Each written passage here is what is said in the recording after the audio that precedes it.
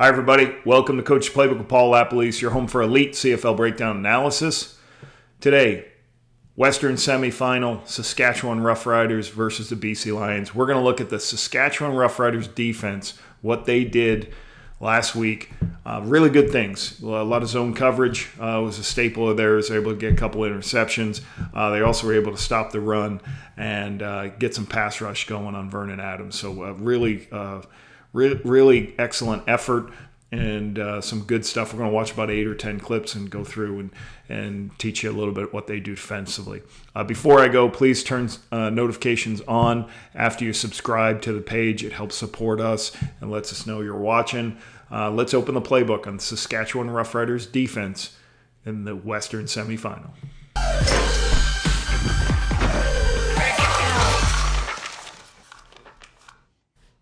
Couple of reasons the Riders defense always is in a position to make interceptions. So this is just a simple bender route where he's going to kind of bend in and try to get in between the Will and the Mike linebacker for a throw. You can see the halfback is kind of he's got his eyeballs into the backfield watching what the quarterback's doing. So that's why he can drive it here. Even a better example is look at the field corner. Okay, I believe that's Sales out there. So watch Sales. He sees the quarterback look that way. He doesn't even follow his defender into the deep third. And when you have a lot of people just looking at the quarterback's eyes, it gives you opportunities like right here, like Lacumbo had an opportunity to make a play on this tip ball. So, there's an opportunity to make this catch. You'd like to make the catch, but the halfback can drive it. You got to throw it over the top of the linebackers who are squeezing in and watching where the quarterback goes the whole time, and Lacumbo gets a chance to make a play on the ball. So that's one of the advantages of playing a lot of zone coverage. You can be looking at the quarterback, and some teams actually look more than others. Another example of the strength of this Riders defense, a little bit of a scramble, then an interception by Marcus Sales. Let's kind of go through and see what happens on this. Early, it's second and 10 here. So early, you're not sure coverage, but you can see, as I've said before, everybody's here. They're running to their zones, but the whole time they're watching the quarterback's eyes. So when it's all said and done, I'm going to pause it right here. There is 3 deep people. There's 1, there's 2, there's 3 deep. That's the coverage. Now, the underneath coverage is this. 1, 2, 3, 4, 5 under. And that's a standard. You rush 4 people. You have 5 underneath coverage. Now, what happens is Vernon goes into scramble mode. And so in simplest terms, you talk about a number of things here in scramble mode. And, for McInnes, he ends up going deep because a lot of times I say, hey, the short routes, you go deep. And deep routes, you come back to the ball. And the only problem is one of the rules you have to tell your guys is you go deep unless there's somebody already deep. And that's kind of what happens here. McInnes goes up, but I think that's Hatcher right here. If McInnes doesn't bleed into his area, if he comes this way, or he just stays where he's at, Marcus stays there, the corner is deep, and then there's going to be nobody here for Hatcher. But Vernon can't see Sales. He's close to the sideline, and then this throw turns into an interception. So nice play by the defense of the Riders. But again, Riders do a really good job in their zones, have eyes to the quarterback the whole time. 3-step drop, quick game play that's a little bit off, but I put this on here to kind of show you Amari Henderson and what he does with his eyes, even though he's a zone football player. The concept is this, and this is an outcut that has, if you see a player outside you, kind of it's called teeing it up. You stay there. Now let's review the coverage. Same coverage, 1, 2, 3 deep. All right, the underneath, 1, 2, 3, 4, 5. Same coverage. But what's an advantage for the Riders here is look how wide the Will linebacker Auclair gets. And the biggest thing is Henderson.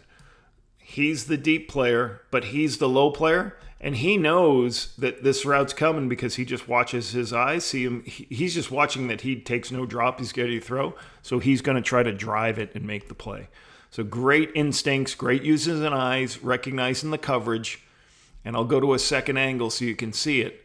So the key to being successful here is you see Hatch, he feels it. He starts to settle. But I think Vernon's protecting him and he throws it a little bit too far inside. But you can see right here, his eyes are committed to the quarterback. I want to see what the quarterback's doing. A lot of teams throw it into this space. I'm ready to make the play. And then you'll see him try to get over the top of, in case it's a pump and they throw the vertical, his job's now to get over the top of it. Second and short here. Now they get this first down, but this is the problem facing this defensive line. You're going to get an outside zone play. I shouldn't call this outside zone. I think this is a tight zone play. So the aiming point's somewhere right about here. How they block it is he's going to work here and he's going to work here. Those two, he take those two. He's going to be here, and those two are going to try to get up to Jameer Thurman. Okay, but a couple of things happen that change what happens here. So Malik Carney goes inside on an inside stunt. So then that means Eau Claire is going on this way. So he's got that gap. And the tackle gets turned, and he's got to come off on it. Now, I think they're going to have a play if he does get off this. They should be able to bounce it out if they can get a block on Eau Claire. But the tackle doesn't recognize it enough, and he's not going to be able to make that play if this spills. But this doesn't even get a chance to spill because of Sanders. Watch Sanders here. Watch what he does with his hands. Watch how he separates Michael Couture and bench presses him off, and then he moves down the line and then just throws Michael out of the way to force the back to cut it back. That's spectacular. Really good by Sanders right there. Now, let's go back to the backside. But Micah Johnson here. Watch what he does to Suk Chung. He just throws him out of the way. Okay, and now, so if this ball does cut back, Mike is right there. So the problem, these guys are like these two guys in the middle. They're really physical, right? You can throw Brown into that mix. They're pretty physical and they can knock you down, right? And that's why it's hard to run the football against these guys. Sack here versus zone coverage, 4-man rush.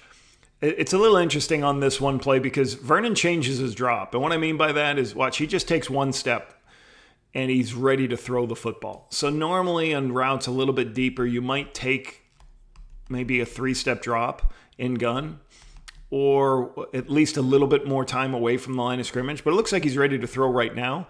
But whether Marcus Sales spooks him, he just sees something that he doesn't trust.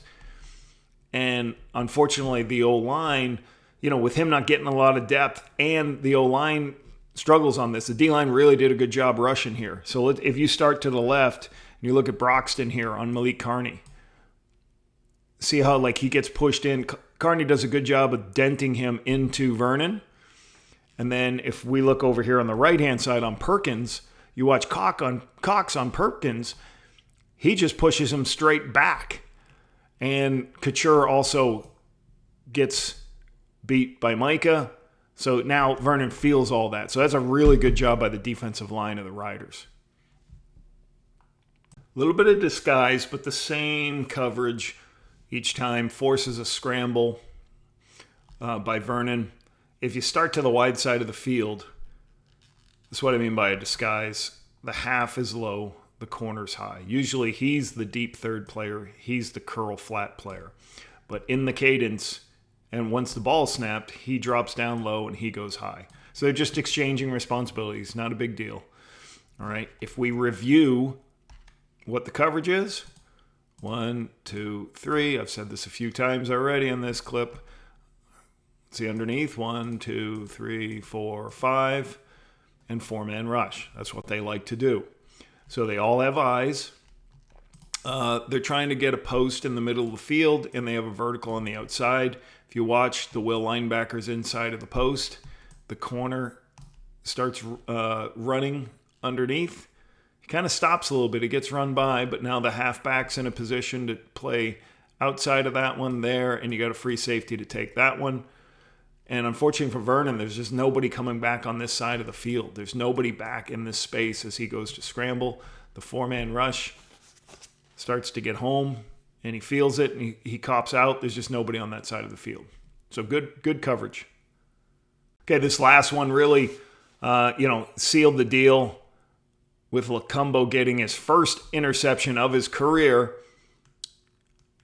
This is what you call a middle play. I'll go over what the concept is. He's going to go ahead and run up here, trying to push anybody on this side of the field this way. He's going to go underneath. He's going to run up and run a corner route, but he's going to try to go through his shoulder, and he's going to run in and then up to the middle of the field. I call these middle plays. And his job is to stay away from anything in the middle of the field. Stay away from the hashes. Okay, that's the pattern concept, and they're trying to throw the ball to this player. Okay, next thing. Let's review the coverage once again. It's the same thing. He's a deep player, he's a deep player, he's a deep player. So you have 3 deep players. How many underneath? Same underneath. 1, 2, 3, 4, 5. Okay, so the same thing, but the pass rush gets home. And there's a little bit different. There's some interesting stuff here, like the boundary corner here.